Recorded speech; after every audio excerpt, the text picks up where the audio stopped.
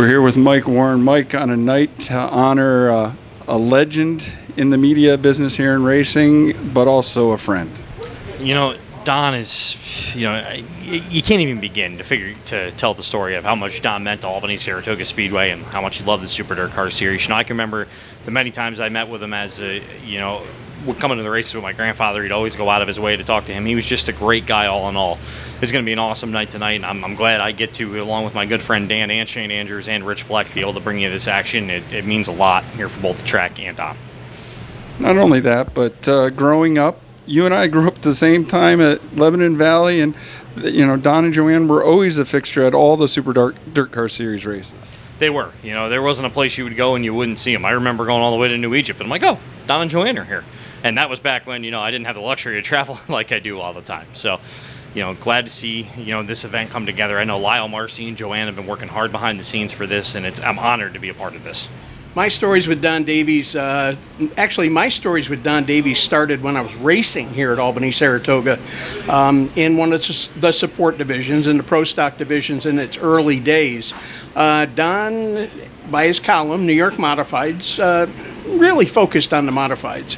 And tongue-in-cheek one day, I said, we race out here too. Next Friday night, it might even have been that Friday night. If it wasn't, it was the next Friday night, I won the feature. First person to walk around the back of my car when we unloaded was Don Davies with that typical Don Davies grin. And he goes, I know you guys race here too on Friday nights. He goes, did you read the column? Don and I just had a great relationship, as anybody that knew Don. One of the most respected, friendly, just a great human being. I miss him dearly. Tonight's bittersweet for me as we remember him. I know there's going to be a little bit of a lump in my throat. When we paid honor to him last year, it wasn't the easiest thing I've ever done. He was a great man. Him and Joanne were a great team. Just proud to be part of this, honored to be part of this here tonight. Don, what he meant to our sport, and he still means a lot to our sport. But even more, Don was a great friend, and really miss him a lot. Tonight we're going to have a real good time in his honor. Don was like that consistent face in the pit area, I guess. I've kind of had a few conversations with people talking about it today, and him and Joanne obviously were a big part of my my life over here, I guess, my career, whatever you want to call it, ever since I came over here.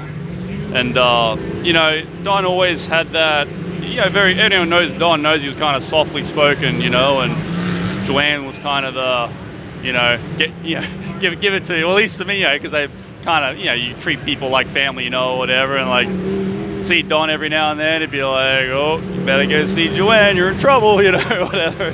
Just little moments like that, that I guess you'll, you just hold on to them and treasure them forever. Going through the pit area today, I'm hearing the same thing from everyone I talk to, drivers and officials and stuff, and Don never had a bad word to say about anybody. Yeah, and I don't think you're going to find anybody that would have a bad word to say about Don. He just one of them guys who just pretty happy, really, just seemed like he just really enjoyed being here, I guess. I mean, I've never seen him in a bad mood. I'm sure he has to have been in a bad mood at some point, but like I said, I think everyone saw the same version of Don, and, so he's very true to himself, for sure. Well, Don and Joanne are some of the best people that I've ever met in racing, first and foremost. But I think that the biggest thing that I get out of what Don did was accuracy. He really did his homework. He talked to all the racers. When he told you a story or told you what was going to happen or what was going down, it was fact-based and it was true. And I think that's the most impressive thing that I know about him. Oh man, had a lot of inside jokes with Don and Joanne, and just definitely miss his presence in the pit area. He was a staple in our community. Always reported the facts, and his column was one I read every week just to see what was going on. But just a great guy, and this is a racing community that I've grew up in and been able to make my living in, and missing guys like Don, it's definitely a void that won't be replaced anytime soon. Oh man, I met Don a long time ago when I was living in the Capital District, and all I can say is what a true gentleman. Great race fan, always polite, always a straight shooter.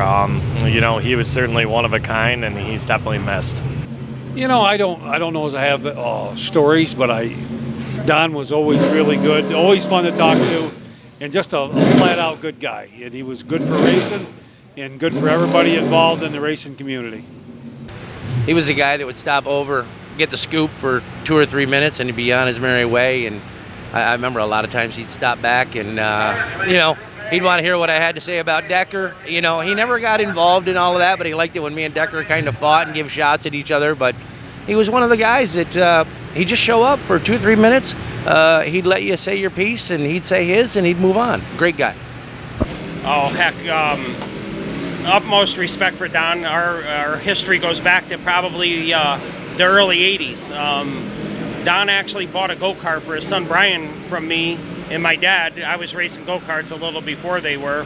I think Brian's maybe a couple of years younger than me, and they bought Brian's first go-kart from me and my dad, and we just have always been friends since. And Joanne and Don are just a true asset to this racing, and he's surely missed, and I'm proud to be here tonight to race in this race and honor him.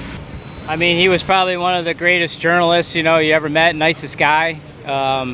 When I think I fell down and hit my head once and said I was going to be a promoter, and he gave me a lot of advice. He was the first one to come up to me at Charlotte, him and Joanne, all kinds of advice, just an all-around great guy. And every time we pulled into Albany-Saratoga, we're waiting in line, he was always leaving in the pace truck, and he would always stop and talk to us, and he was going out to get it washed to bring it back, and just a great guy.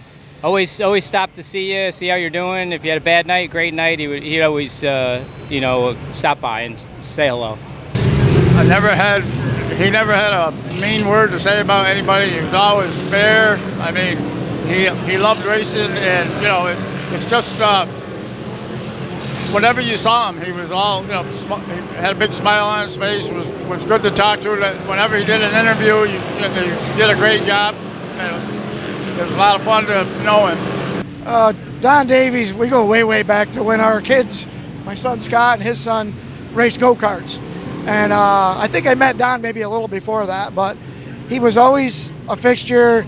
You were, I don't know, just a comfort zone type person. He'd always come over, give you, good vibes, and he was so good for our sport, and he used to rate wonderful columns, and we miss him dearly here.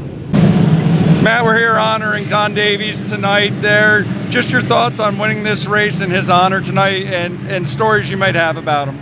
Yeah, coming into it, I knew we had struggled at Albany, so I didn't think we'd be good enough to win here, to be honest. I knew we've been rolling pretty good lately, but to win in honor of Don is pretty cool. I mean, I said it in Victory Lane, they always greeted you with a smile, him and Joanne, and I'm from far away from here. I'm not 2 hours on the road, 3 hours on the road. I'm 5 hours down the road, and we got to know each other through racing, obviously, and become family. And they treated me like family every time I came. So Joanne was always smiling at the gate when we come in, and when you win, you got to talk to Don.